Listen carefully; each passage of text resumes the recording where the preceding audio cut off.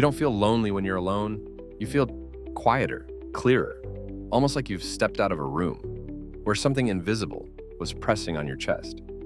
So why does being around people feel heavier than being by yourself? You can sit with people, talk, laugh, play the role, and from the outside, nothing looks wrong. But internally, something is always slightly on. A background awareness, tracking reactions, adjusting your tone, measuring how much of yourself is too much or not enough. And then you leave. And the silence doesn't feel empty. It feels like relief, like your nervous system just got permission to stop performing. Most people will label this quickly. They'll say you're introverted or antisocial, or that you just like your space. But those explanations are shallow. Because this isn't just preference, it's pattern. There's a reason your brain associates people with subtle tension and solitude with psychological safety. And once you understand that reason, you stop trying to fix your desire to be alone and start questioning what your mind is protecting you from. Your brain is not designed for happiness. It's designed for survival, which means it constantly asks one question: where am I least likely to get hurt? If your experiences with people taught you that connection came with misunderstanding, judgment, emotional unpredictability, or the quiet feeling of not being fully seen, then your brain made an adaptation, not consciously, but deeply. It learned that being around others requires energy, caution, awareness. And being alone requires none of that.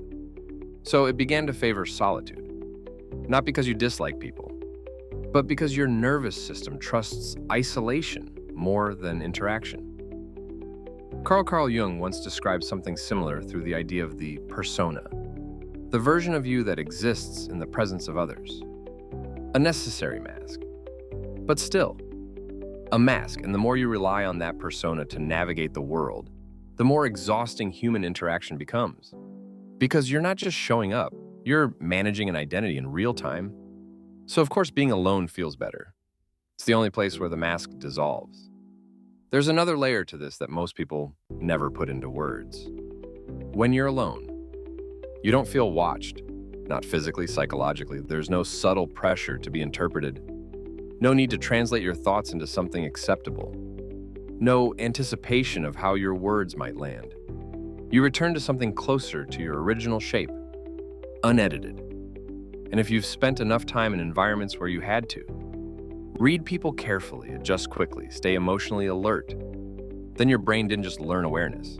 It learned hyper-awareness, a constant scanning, a quiet vigilance, not loud enough to feel like anxiety, but present enough to drain you over time. So being alone isn't just a preference, it's recovery, a kind of psychological stillness where your mind is no longer negotiating with the outside world. Even the Stoics understood something close to this. Marcus Aurelius wrote that a person should be able to retreat within themselves and find a kind of inner refuge. But what he didn't say directly is this: some people don't just visit that refuge, they build their lives around it, because the external world feels too inconsistent to rest in. But here's the part that changes everything. Preferring to be alone is not your personality. It's your nervous system's conclusion. A conclusion based on past environments, past dynamics, past versions of connection that required too much of you. Because when you encounter the right kind of presence, something unexpected happens. You don't feel the urge to retreat. You don't feel the background tension. You don't feel like you have to monitor yourself. It feels strangely similar to being alone. Calm, spacious, unforced. That's how you know the difference. Not by how much you like someone, but by how little you feel the need to protect yourself around them. So the goal isn't to force yourself to be more social. It's to stop mistaking adaptation for identity. You're not someone who just prefers being alone. You're someone whose mind learned that solitude was the safest place to exist. And until that assumption is challenged, it will continue to feel like truth. You were never avoiding people.